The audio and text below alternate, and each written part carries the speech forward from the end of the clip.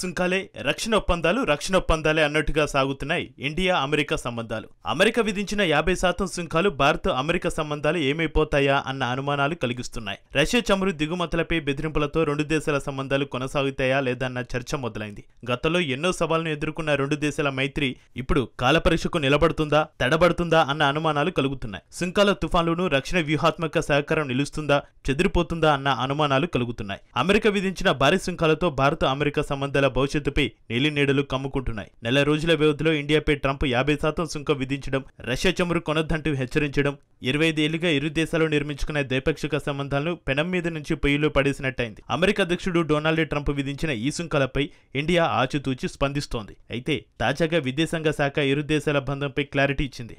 India America సంబంధాలు ఇవాళ ఏర్పడినవి కావని, ఇవి పరస్పర గౌరవం, ఉమ్మడి ప్రయోజనాల ఆధారంగా కొనసాగుతున్నాయన్నది. భవిష్యత్తులో ఇవి కొనసాగుతాయని ఆశిస్తామంది. ఇరు దేశాల ఉమ్మడి ప్రజాస్వామ్య విలువలు, పీపుల్ కాంటాక్ట్స్ వల్ల సంబంధాలు రోజురోజుకి బలపడ్డాయింది. రెండు దేశాల మధ్య విభేదాలు, సవాళ్లను ఎదుర్కొని నిలబడ్డాయని విదేశాంగ శాఖ వెల్లడించింది. సుంకాల వివాదాన్ని చిన్నదిగా చెబుతున్న విదేశాంగ శాఖ ఇరు దేశాల రక్షణ సహకారం విషయంలో వెనక్కి చూడబోమంది. ఇరు దేశాల రక్షణ రంగంలో అన్ని విభాగాల్లో బలమైన సహకారం కొనసాగుతుందని, ఈ బంధాన్ని మరింత బలోపేతం చేస్తామంది. రెండు దేశాల చర్చలు జరుగుతాయంది. ఈ ఆగస్టులోనే అమెరికా రక్షణ బృందం ఢిల్లీలో సందర్శనకు రానుందని, నెలాఖరులో అలాస్కాలో యూత్ అభ్యాస్ ఉమ్మడి సైనిక విన్యాసాల 21వ ఎడిషన్లో ఇరు దేశాల సైన్యాలు పాల్గొంటాయంది. ఈ నెల చివరిలో ఇరు దేశాల వర్కింగ్ లెవెల్ అధికారుల చర్చలు నిర్వహిస్తామంది. ప్రపంచంలో అతిపెద్ద ప్రజాస్వామ్య దేశాలు వచ్చే రోజుల్లో మొత్తం వ్యవహారాన్ని ఎలా డీల్ చేస్తాయన్నది తేలాల్సి ఉంది. ఇండియా రష్యా చమురు కొనకుండా ఆపదు, రష్యా ఉక్రెయిన్ యుద్ధాన్ని ఆపదు. ఇలాంటి పరిస్థితుల్లో మొత్తం వ్యవహారం ఏమవుతుందోనన్న ఆందోళన సామాన్యుల్లో ఉంది. అమెరికా సుంకాల నిర్ణయం వాణిజ్య సంబంధాలపై తాత్కాలికంగా ఒత్తిడి సృష్టించినప్పటికీ